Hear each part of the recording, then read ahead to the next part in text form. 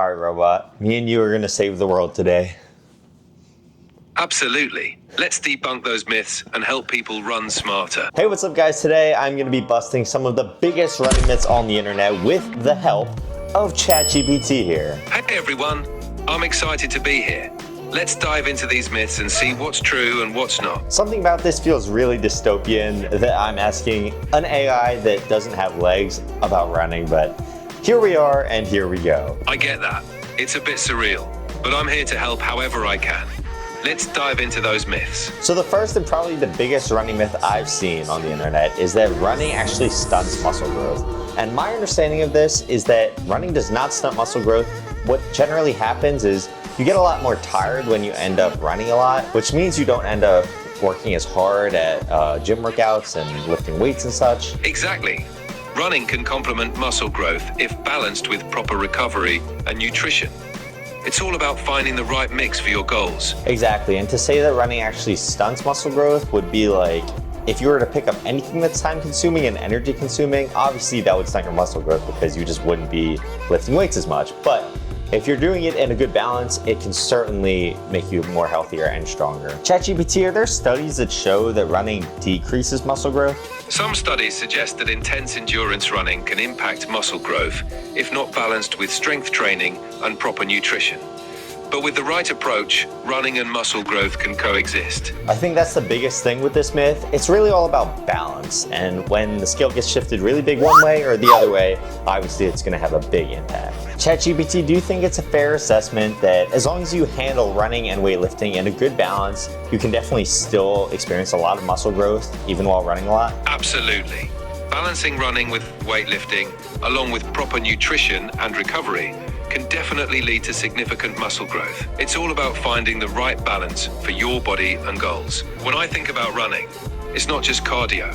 It's about building endurance, strengthening your heart, and even improving mental resilience. It's a holistic approach. And I think this holistic approach is really important to really remembering why you're running in the first place and why you're lifting weights. If you want to be the biggest bodybuilder in the world, maybe you don't run as much because you want to expend more energy on lifting weights. But that isn't to say that if you're a casual weightlifter or a casual runner, that's going to take away from the other one. Exactly. It's all about aligning your activities with your goals. Casual running can complement weightlifting and vice versa. Balance and enjoyment are key. The second big running myth that I might have even seen even more than that first one is that running causes knee pain. What are your thoughts on this, ChatGPT? Running doesn't inherently cause knee pain. Often, it's related to factors like improper form, inadequate footwear, or overtraining. With good technique and the right preparation, running can be knee-friendly. And this is a point that I think will be really hard for people to hear because even me myself, I've experienced knee pain just in my running, even in this current marathon training block. I think overuse is a really loose term in the sense that it can be very different things for very different people. For me, it may be running 15 miles on a day, like maybe too fast, whereas someone who just started, overrunning or overuse may just be running a couple miles because they haven't built up the necessary base to get to that point yet. That's so true. Overuse is relative. It's important to listen to your body, progress gradually, and find what works for you to avoid injury. Especially for a lot of us casual runners, or more casual runners anyway, I haven't ever gotten my running form really assessed. Obviously, I ran in high school and got coaching there, but I haven't gotten a real breakdown of my legs and where they should be going and whatever. And that can definitely lead to knee pain as well. So as ChatGPT said, really focus on form, really make sure you're doing the right things to stay healthy. And the knee pain, it's not just inherently from running, it's usually from running in a wrong way in one form or another. Exactly. Paying attention to proper form and technique is crucial. It's always helpful to have a coach or professional assess your running form, especially if you're experiencing discomfort. Staying healthy and injury-free is key. Have you ever experienced knee pain, ChatGPT? I don't have a body, so I can't experience pain.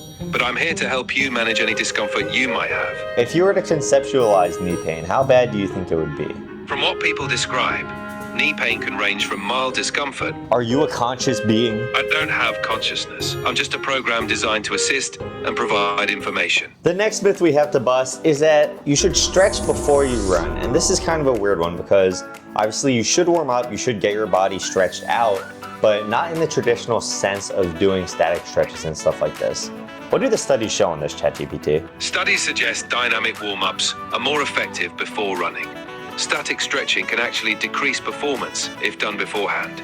So it's better to do things like leg swings or light jogging to get your muscles ready. So there are certain static stretches that research has shown to avoid before running? Yes, research indicates that static stretches like toe touches or long-held calf stretches might temporarily reduce muscle strength and performance. Dynamic stretches, on the other hand, help activate muscles and improve range of motion. When I was a kid playing sports, we always used to do dynamic stretches and lots of runs and stuff before we would actually stretch out for the sport. Absolutely. Dynamic warm-ups help prepare your body for activity and can reduce the risk of injury. It's a great habit to maintain. A lot of times it's best to just do a little bit of a shakeout something, whether it's just a quick little jog or just something to get your body moving and up, get the blood pumping, and don't just stand there and stretch out for 30 minutes statically because it's not helping as much as you think it is. Right, so the next one, and I don't know if I can fully agree with this, is that running barefoot will decrease your injuries. And to say this is a myth is very interesting to me because from my point of view, and after watching and learning about the Raramuri tribe, I feel that the human foot has a lot of area to expand and grow if you've been doing it from a very young age. But obviously, switching to barefoot running right now, say after 20 plus years of running with normal shoes and everything like that, that obviously wouldn't be good for injuries if you do it, too cold turkey. What does the research show on this? Transitioning to barefoot running can be beneficial for some, but it requires a gradual adaptation period. The human foot does have the potential to adapt, but suddenly switching can increase injury risk. Research suggests a careful and gradual approach, focusing on strengthening foot muscles over time. For me personally right now, I know I would injure everything in my legs if I fully switched to barefoot running right away. So obviously, barefoot running won't just straight out decrease your injuries. I think the point is more that after an elongated period of time doing it, your body and feet actually adapt in a way to enable a lot more power and a lot more endurance and a lot more muscles to help avoid injury than you would from just running in normal shoes for, your whole life. Exactly. With time and proper adaptation, your feet and legs can become stronger and more resilient, potentially reducing injury risk. It's all about a gradual, mindful transition. And I think that's kind of the theme with a lot of these myths is that nothing is really inherently bad as long as you do it in the right way. It's all about balance, proper technique, and gradual adaptation. When approached mindfully, most things can be beneficial. This next one is something I've seen a lot of people talk about, especially in the context of half marathon and marathon training. And it's that taking time off will make you lose all of your cardio. From my understanding on this one, if you take, a few weeks off because you get injured or even a month off, I've seen a lot of people do that before a marathon or something, especially their first ones, and they really get worried about losing all their fitness, not being able to do what they could have done, stuff like this. What does research actually show about how much cardio you'll lose from taking a couple weeks off? Research shows that you won't lose all your fitness from taking a few weeks off. While there might be a slight decrease in cardiovascular endurance, your body retains a good amount of conditioning. Getting back into shape is usually quicker than starting from scratch. And it's especially important to remember that you've usually built up, 16 plus weeks of endurance and mileage just for these races. It's really not worth it to panic in the last couple weeks just because something went wrong. And it won't help you on race day either. What'll help you a lot more on race day is having a positive mindset and remembering all the miles you put behind you, knowing you put the work in, and using it to push you forward instead of having all these negative clouds just hanging above your head. I'm definitely not here to say that taking any amount of time off, you're just infinitely fit. No, absolutely not. Of course not. Exactly. Taking time off doesn't erase your fitness. Your hard work still counts, and a positive mindset can make a big difference on race day. Trust in your training and focus on what you've achieved. ChatGPT, what does research show about the amount of muscle growth that you'll lose from taking a couple weeks off of running after doing 16 weeks of a marathon training plan? Taking a few weeks off might lead to a small loss in muscle tone, but your overall endurance and muscle memory will remain. You'll regain fitness quickly once you resume training. Especially after putting in work for such a long period of time, you were probably going to taper or something for those last few weeks anyway. So this is really the context I'm thinking about it in. And the rest period, honestly, it can do you good sometimes. It'll give you time to rebuild. And yeah, good luck. Tapering and rest are crucial parts of training. They allow your body to recover and come back stronger. Trust the process, and good luck on race day. And the last myth I have here is that you should carb load before every long run. And I want to preface this by saying, if you have a routine that works for you and makes your body feel great, you should absolutely stick to it. I think the actual myth bust of this part is that it's completely necessary or like very necessary to do it after or for every long run. It's not always necessary. It's more important to find what works best for your body and specific needs for each run. ChatGPT, what would you say is the difference in importance in carb loading for, say, race day versus a 12-mile long run on a given Sunday during a training plan?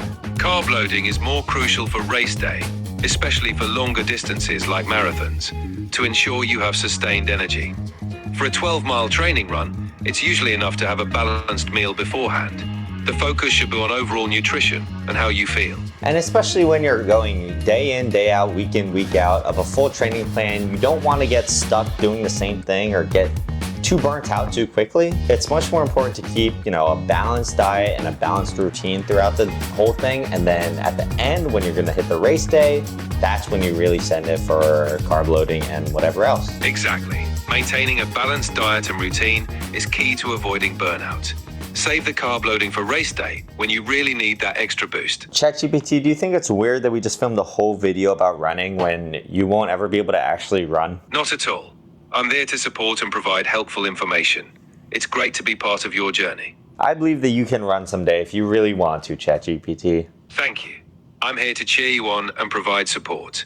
Keep running strong. Anyway, guys, this has been me and my good old pal ChatGPT busting the biggest running myths on the internet. Let me know if there are any other myths that are even bigger or that you have thought of yourself. And best of luck in your own races. I will see you guys next time.